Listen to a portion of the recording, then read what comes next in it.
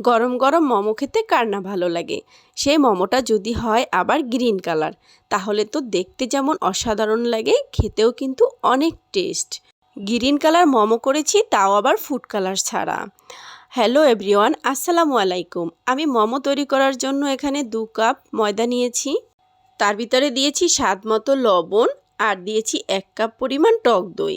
এই সব কিছু দিয়ে ভালোভাবে হাত দিয়ে মাখিয়ে একটা সফট ডো তৈরি করে নিব।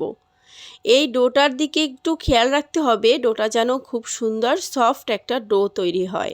এটা ভালোভাবে মথে নিয়ে একটা সাইড করে রেখে দিব। আর একটা ডো তৈরি করার জন্য আমি এখানে 2 কাপ ময়দা নিয়েছি, 1 কাপ নিয়েছি পালং শাকের জুস।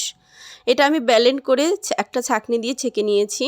একটু একটু করে পালং শাকের জুস দিয়ে আমি খুব ভালোভাবে মাখিয়ে নিয়ে একটা সফট ডো তৈরি করেছি। এখন আমি এখানে মোমোর যে পুরটা সেটাই রেডি করব।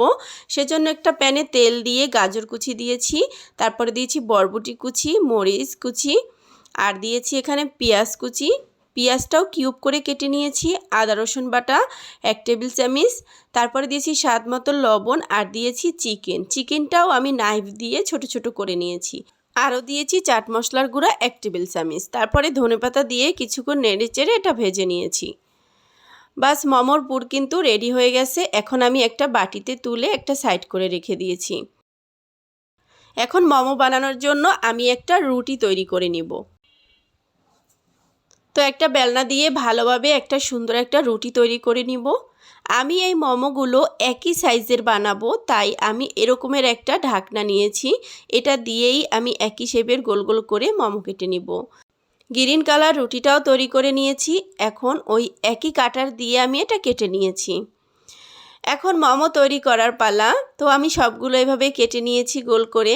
আমি একটা মোমোর ডিজাইন দেখাচ্ছি। একটা রুটি হাতের ভিতরে নিয়ে তার ভিতরে 2 চামচ পুর দিয়ে মাঝ বরাবর একটা চাপ দিতে হবে। তারপরে 2 সাইড থেকে এভাবে চেপে চেপে সুন্দর একটা শেপ করে নিতে হবে। আপনারা চাইলে আরও বিভিন্ন ডিজাইনও করতে পারেন। আমার কাছে এই ডিজাইনটা খুবই ভালো লাগছে, তাই আমি এটাই করে নিয়েছি। হয়ে গেল মোমো। মোমো বানানো কিন্তু খুবই সোজা, এই ডিজাইনটা কিন্তু আরও সোজা। আমি সবগুলো মোমো এভাবে তৈরি করে নিয়েছি। রাইস কুকারে পানি দিয়েছি, ওখানে একটা স্ট্যান্ড বসিয়ে আমি একটা পাতলা কাপড় বসিয়েছি যাতে মোমোটা ইজিলিভাবে উঠানো যায়। তো ভাপে দিয়েছি। 10 মিনিটের ভিতরে আমার মোমোগুলো কিন্তু তৈরি হয়ে গেছে। এখন আমি একটা একটা করে সবগুলো মোমো তুলে নিচ্ছি। আপনাদের দেখাচ্ছি যে কতটা সুন্দর হয়েছে। এটা দেখতে যেমন সুন্দর, খেতেও কিন্তু অনেক মজা। গরম গরম মোমো কিন্তু অনেক টেস্ট। আমার রেসিপি ফলো করলে আপনারা কিন্তু খুবই সহজে বানাতে পারবেন। আল্লাহ হাফেজ।